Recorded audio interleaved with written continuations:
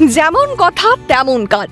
নির্বাচনের আগে দেওয়া প্রতিশ্রুতি পূরণ করলেন কাটোয়ার বিজেপি বিধায়ক কৃষ্ণ ঘোষ।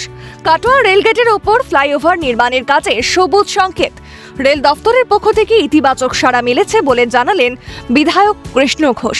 সূত্রের খবর, বিধায়ক হওয়ার পর বিধায়ক কৃষ্ণ ঘোষ রেলের বিভিন্ন আধিকারিকদের সঙ্গে নিয়ে একাধিকবার এলাকাটি সরেজমিনে পরিদর্শন করেন। পাশাপাশি সম্প্রতি কেন্দ্রীয় রেলমন্ত্রীর সঙ্গে বৈঠকেও তিনি কাটোয়ার এই দীর্ঘদিনের সমস্যার বিষয়টি গুরুত্ব সহকারে তুলে ধরেন। এরপর বৃহস্পতিবার সন্ধ্যায় রেল দফতরের পক্ষ থেকে তার কাছে একটি চিঠি পৌঁছায়। সেই চিঠিতে বিধায়কের প্রস্তাব গ্রহণ করা হয়েছে বলে উল্লেখ করা হয়েছে।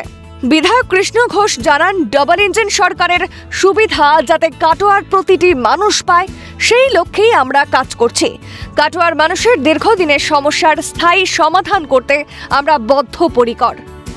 আর কাটোয়ার মানুষ তথা বাইরে থেকে যারা কাটোয়া হসপিটালে আসতো তাদের খুব অসুবিধার মধ্যে পড়তে হতো। দীর্ঘ সময় গেট পড়ার পর লাইনে দাঁড়িয়ে থাকতে হতো। কোনো রুগী এলে সেটা হসপিটাল যাওয়ার জন্য তার কোনো রাস্তা ছিল না, বিকল্প। তাই কাটোয়া মানুষের একটাই দাবি ছিল, রেল ব্রিজ হওয়া উচিত। সেটা আমরা সবাই মিলে প্রয়াস করেছিলাম। রেল মন্ত্রীকে পুরো একদম ফাইল বানিয়ে আমরা দিয়েছিলাম সেটা, আর তার অনুমতি পেয়েছে। কাটোয়ার অন্যতম প্রধান সমস্যা এই রেলগেট। প্রতিদিন অসংখ্যবার গেট বন্ধ থাকায় চরম ভোগান্তির শিকার হন সাধারণ মানুষ। অফিস যাত্রী, পড়ুয়া থেকে শুরু করে জরুরি চিকিৎসার জন্য যাওয়া রোগীদের দীর্ঘক্ষণ অপেক্ষা করতে হয় রেলগেটের সামনে। অবশেষে সমস্যার সমাধান হতে চলেছে, খুশি কাটোয়াবাসী। এটা হলে খুব সুবিধা হবে, সাধারণ মানুষের দারুণ উপকার হবে। সব থেকে বেশি রুগীদের সমস্যা হয়তো সেই সমস্যাটা সমাধান হবে। এবং স্কুল, কলেজ, হাসপাতাল সবই তো রেলগেটের ওইদিকে, সবারই সমস্যা, ছাত্রদেরও সমস্যা। এর জন্য খুবই আমরা আনন্দিত বা খুশি।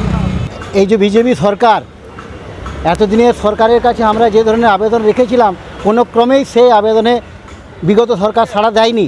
আজকের এই বিজেপি সরকার এই যে কাটোয়া ওভারব্রিজ তথা এই যে কাটোয়াবাসীর যে মঙ্গল, এটা আমরা সর্বান্তকরণে সমর্থন করছি এবং আমরা খুব গর্ব অনুভব করছি এর জন্য।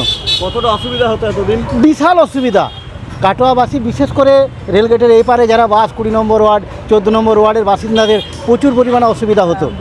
দীর্ঘদিন ক্ষমতায় থেকেও পূর্বতন বিধায়ক এই প্রকল্প বাস্তবায়ন করতে পারেননি। রাজনীতির পালাবদল হতেই উন্নয়নের মুখ দেখছেন কাটোয়াবাসী।